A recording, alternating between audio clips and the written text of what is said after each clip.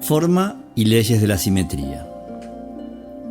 Como una forma introductoria al tema de la forma, debemos conocer algunos conceptos previos sobre la misma. Primero, como diseñadores debemos comprender los mecanismos de nuestra mente en relación a la forma de percibir en ella los objetos o las imágenes. Segundo, el dibujo como lenguaje de la expresión del diseño no es una actividad manual, sino una actividad del pensamiento. Tercero, debemos entender que todo proceso de diseño se desarrolla a través del conocimiento de los procesos de percepción, de leyes explícitas de la geometría, de teorías sobre la forma y en una mínima parte de la intuición. A diseñar como a dibujar se aprende. Y cuarto, el hombre adquiere conciencia de sí mismo y del mundo que lo rodea por medio de sus sentidos. Con la intención de ir profundizando los aspectos señalados es que vamos a comenzar a conocer las denominadas leyes de Gestalt. Las leyes de Gestalt constituyen hoy la base de cualquier diseño. Debemos conocerlas, entender sus orígenes y sus postulados como paso previo a introducirnos en el proceso de aprender a diseñar. Teoría de la Gestalt. ¿Qué significa Gestalt? La palabra significa forma, figura, configuración. Los postulados de la teoría de la Gestalt son: ningún objeto se percibe por sí mismo o aislado. El hombre adquiere conciencia de sí mismo y del mundo que lo rodea por medio de sus sentidos. El proceso perceptivo no se puede entender por completo si se descompone en procesos aún más pequeños. Y por último, la percepción total es más que la suma de las partes, es más que la suma de sus partes individuales. Pero, ¿qué plantea esta teoría en forma simple? Primero, que la mente humana configura los elementos que recibe por medio de los canales sensoriales, vista, oído, olfato o de la memoria. Y esta configuración es superior a los elementos que la conforman.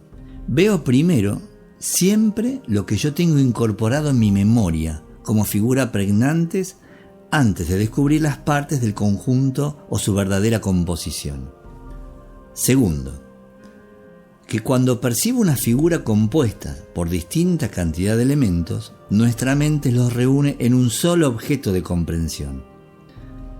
Esto implica que en la percepción, el todo, es decir, el conjunto, es más que la suma de sus partes. Tercero, que nuestra mente, a través de las experiencias perceptivas, tiende siempre a adoptar la forma más simple, y esto se llama pregnancia. Una figura simple y compacta, contrastada fuertemente sobre un fondo, tendrá mayor pregnancia que una forma ambigua y compleja sobre un fondo débil. Se podría resumir el concepto diciendo que pregnancia es la fuerza de una forma. Cuarto, principio de la simetría. Cuando vemos imágenes simétricas, las percibimos como iguales, aun cuando haya pequeñas diferencias entre ellas. Quinto, principio de la continuidad. Cuando los distintos elementos que componen un objeto de diseño mantienen un patrón de continuidad, nuestra mente los percibe como continuos, aunque estén interrumpidos, y también los percibe como un solo objeto. Sexto, principio de simplicidad y principio de cierre. Nosotros organizamos los campos perceptuales con rasgos simples y regulares, y también nuestra mente tiene la tendencia a agregar los elementos faltantes para completar una figura cuando no se percibe completa. Séptimo, principio de proximidad o cercanía. Nuestra mente tiende siempre a agrupar en forma parcial o secuencial elementos cercanos, basando la percepción en las distancias de proximidad o lejanía entre los distintos elementos que forman el conjunto. Completando el concepto sobre el principio de proximidad, podemos afirmar que cuanto más cerca están los elementos de un conjunto o de una parte, tendemos a agruparlos como un todo. Octavo, equilibrio. Es la influencia psicológica y física más importante sobre la percepción humana. El equilibrio es la referencia visual más fuerte y firme del hombre. El equilibrio se consigue con la distribución y compensación correcta del peso visual y de la dirección de las formas.